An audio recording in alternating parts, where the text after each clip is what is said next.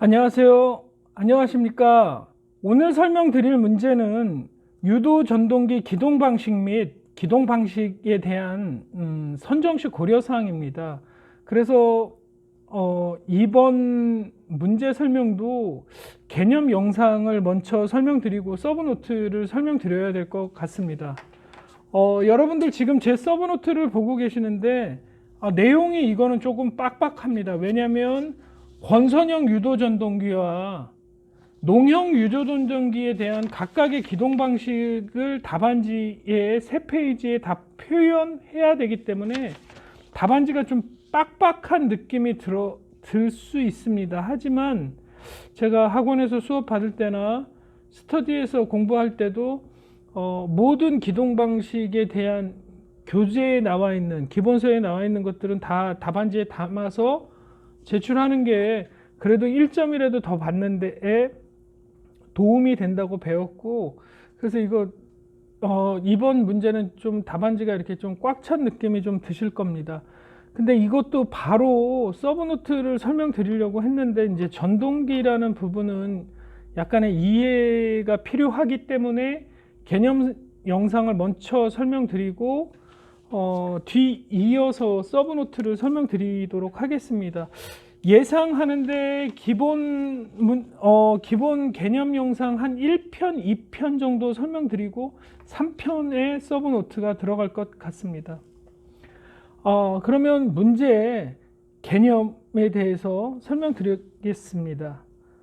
유도 전동기 기동 방식 선정식 고려사항 및 이제 기동 방식 설명이거든요.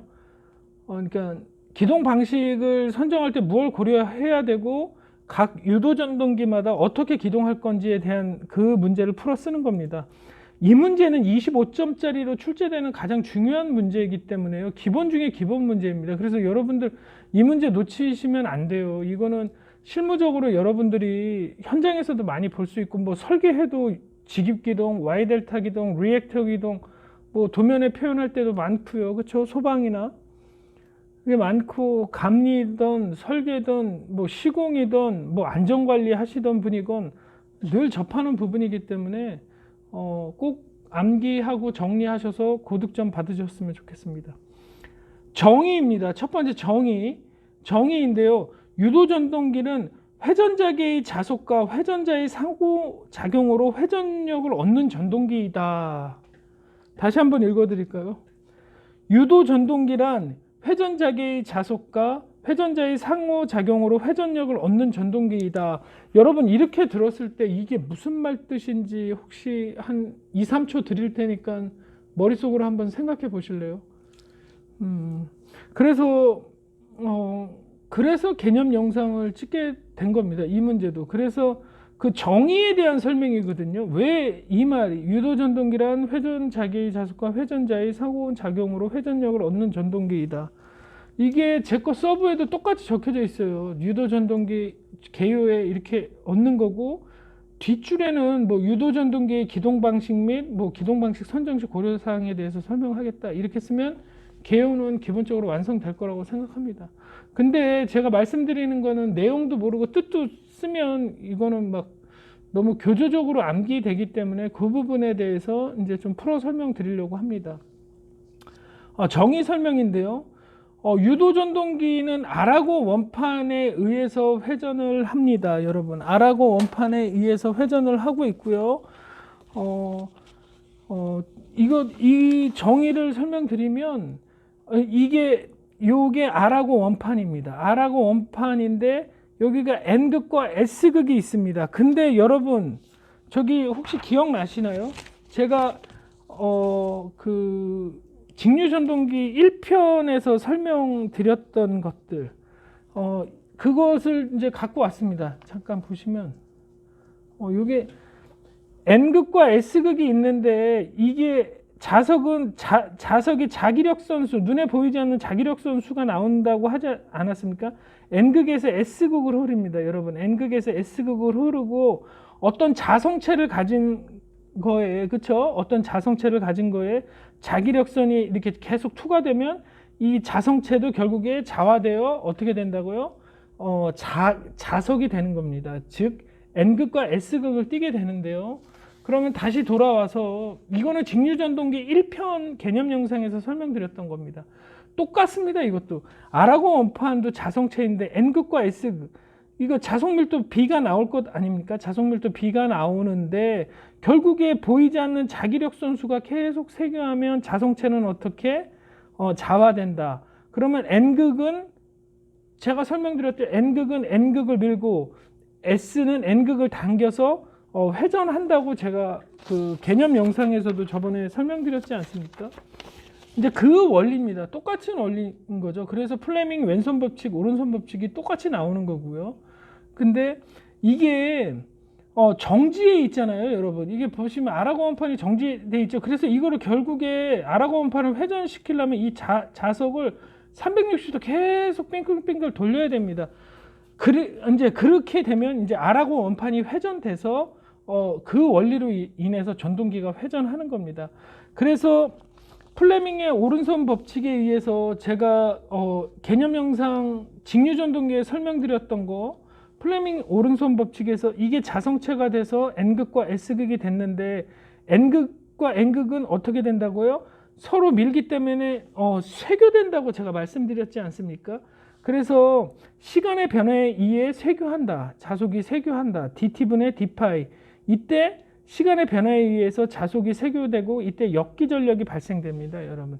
그래서 이제 이게 플레밍의 오른손 법칙이 되는 거고, 플레밍의 왼손 법칙을 잠깐 설명드리면 개념 영상에서 설명드렸듯이 N극에서 S극의 자석 밀도가 나오는데 이 자성체와 이루는 각도를 세타라고 표현하면 F는 BLB 사인 세타의 힘만큼으로 전동기가 어떻게 회전한다. 그렇게 말씀드렸던 원리입니다.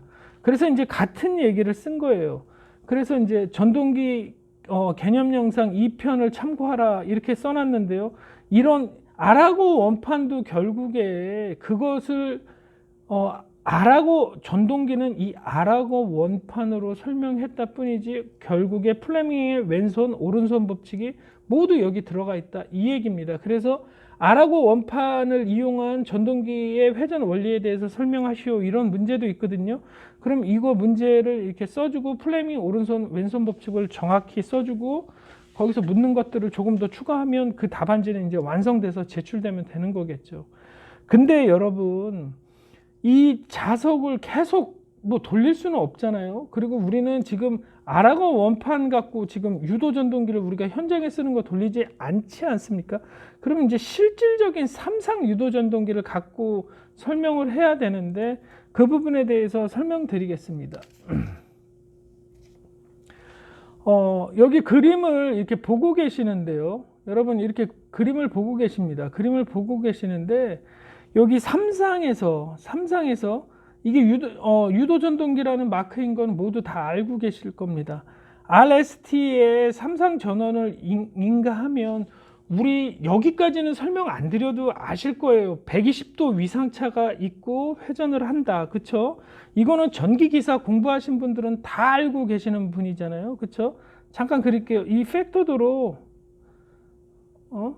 R, S, T 하면 이게 120도 위상차에서 결국에 360도로 회전한다.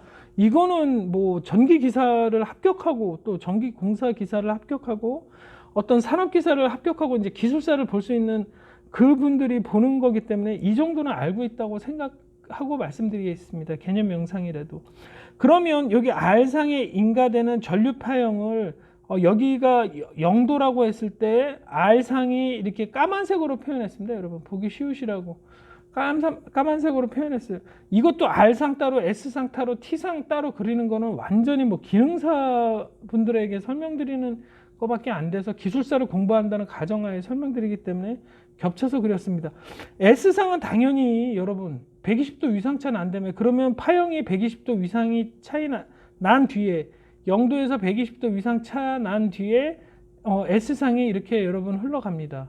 그럼 T상도 R상에 비해서는 어떻게 240도 위상이 뒤진 상태에서 T상이 파형이 인가돼서 흘러갑니다. 전류가 흘러가거든요. 근데 여러분 암페어의 주회 법칙에 의해서 암페어의 주회 법칙 다 알고 계시죠? 오른나사의 법칙. 어떤 도체에 이런 도체에 전류가 흐르면 이렇게 암페어의 오른나사 법칙에 의해서 자개가 형성되고 그 방향은 전류 방향과 같다. 그 얘기인 겁니다. 그래서 암페어의 주회 법칙은 어떤 도체에, 그렇죠? 여러분, 어떤 도체에 전류가 흐르면 이런 자개가 흐르고 이 미소 길이 그러면 이 폐회로에 대한 이 폐회로, 이건 폐회로이지 않습니까? 암페어의 주회 법칙은 이 폐회로에 대한 이 자개에 대한 이 미소 길이에 대한 선적분은 어떻게 된다고요? 시그마 i, 전체 전류의 합과 같다. 그러니까 결국 전류량은 결국 자개량과 어떻다? 같다. 이게 암페어의 주회 법칙입니다. 이걸 왜 설명드리냐면 여러분 RST가 여러분 R상, S상, T상 이렇게 흘러가는데 어느 부분에 선을 잘라서 이거는 조금 잘 그리려고 한 겁니다. 어느 부분을 잘라서 전류를 합성하면 그쵸? RST 전류를 합성하면 그쵸? RST 전류를 합성하면 전류의 합성은 어떻게 된다? 암페어의 주회 법칙에 의해서 자개의 합성과 같다. 여기서 암페어의 주회 법칙에서 말씀드렸지 않습니까? 전류량은 자개량과 같다. 폐회로에 의한 선적분은 선적분은 전체 전류의 어떤 합과 같다. 이 얘기입니다. 그래서 어떤 이 RST 전류 파형의 어떤 교차하는 점 R상, S상, T상 이 전류의 합은 그쵸? 전류의 합은 결국에 자개량과 같다. 자개의 합성과 같다. 이 얘기를 왜 설명드리냐면 제가 이거 지금 R상 여러분 여기 S상 T상 해서 여기 120도 위상차 나는 거를 그려놨는데요. 그쵸? 여러분 이게 보이시는지 몰라도 요 파형이 여러분 요 파형이랑 요거랑 같이 좀 보시죠. 요거랑 보시죠. 전류가 시작해서 가장 높을 때는 이게 이 팩터 각도가 가장 끝으로 왔다가 그쵸? 여러분 이게 떨어져요. 0점으로 떨어져. 0으로 떨어졌다 그러면 이 R상이 어떻게 되겠습니까? 안으로 이렇게 또 줄어들겠죠. 그리고 또 다시 이게 다시 R상이 시작된다고 할게요. S상이 아니라 R상이 시작한다 그러면 다시 증가했다가 다시 들어왔다가 S상도 자기가 가장 높았을 때는 증가했다가 들어왔다. 근데 제가 여러분 뭘 말씀드렸다고요? 이렇게 흘러가는데 어느 지점의 합은 전류의 합성, RST 합성은 자개의 합성과 같다. 이 R과 S와 T상이 합쳐지는 어떤 자개의 합성값의 자개 H가 이렇게 형성됩니다. 이 팩터와 상관없이. 이게 계속 전류가 흐르을 때 이 규칙적으로 자개의 합성, 자개의 합성, 자개의 합성, 자개의 합성. 왜? 여기가 전류가 합성되기 때문에 암페어의 주회 법칙에 의해서 자개량이 생긴다고 했지 않습니까? 제가 암페어의 주회 법칙에 의해서 전체 전류의 합과 같다라고 자개량이 나타나지 않습니까? 같은 전류 R상이라는 것은 여기서 R이 증가했다가 줄어들었다. R이 증가했다 줄어들었다.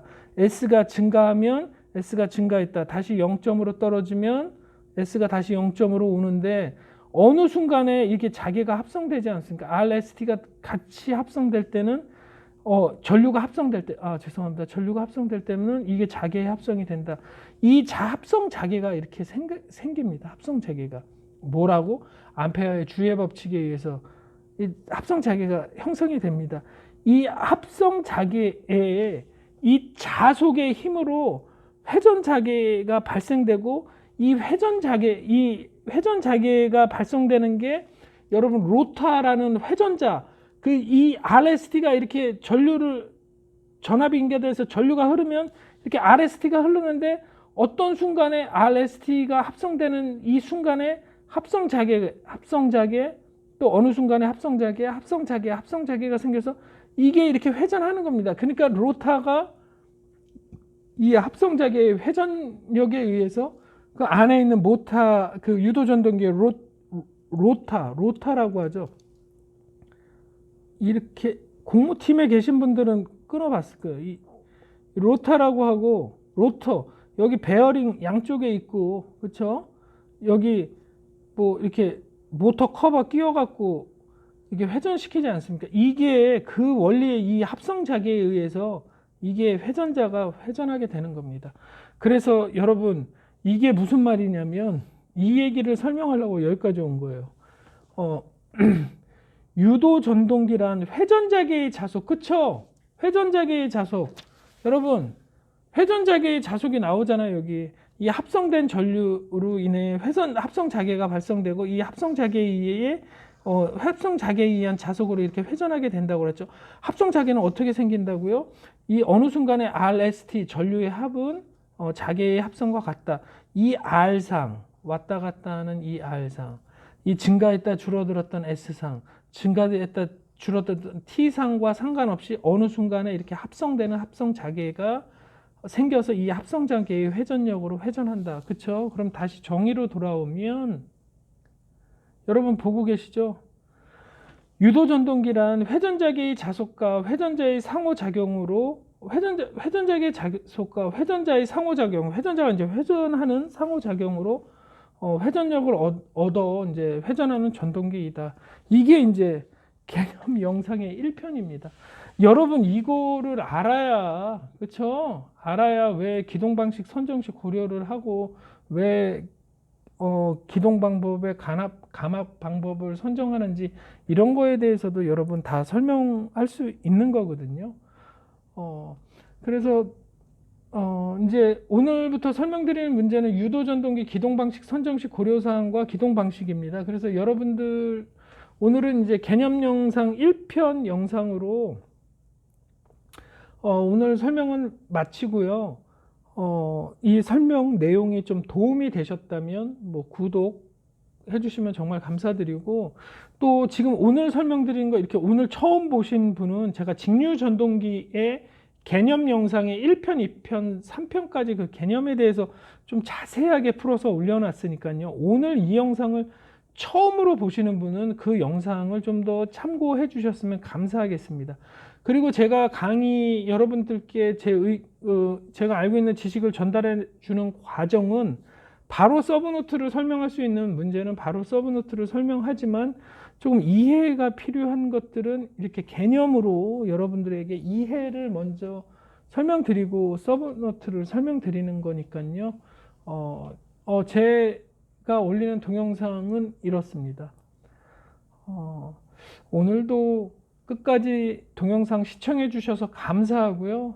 그리고 제가 그 유튜브에 제 거 이메일과 제 블로그 주소를 오픈해 놓고 있습니다. 그래서 여러분들이 공부하다가 좀 어려우신 것들, 또 현장 실무에 있을 때 좀 어려우신 것들, 뭐 그런 것들 언제든지 이메일을 주시고 상호 의사소통 했으면 좋겠습니다. 기술사라고 해서 뭐 1부터 100까지 있는데 그걸 다 알고 있는 사람은 없잖아요. 그리고 박사라고 해서 뭐 그분이 뭐 공학 박사 했다고 해서 모든 것들을 다 알고 있는 건 아니지 않습니까? 하지만 이렇게 그런 어떤 문제가 주어졌을 때 저도 이렇게 모르는 문제가 있으면 뭐 계산해달라 이런 뜻 아닙니다. 실무적인 거는 어떤 것들이 있을 때 저도 찾아보고 공부도 되고 또 뭐 여러 가지 서로 발전이 될 수 있다고 생각합니다. 그러면 오늘 영상 끝까지 시청해 주셔서 감사드리고요. 계속 유도전동기 기동방식 선정식 고려사항과 기동방식에 대해서 1편, 2편, 3편으로 나누어서 여러분들께 설명드리도록 하겠습니다. 오늘은 1편 영상이었고요. 끝까지 시청해 주셔서 정말 감사드립니다. 이상입니다.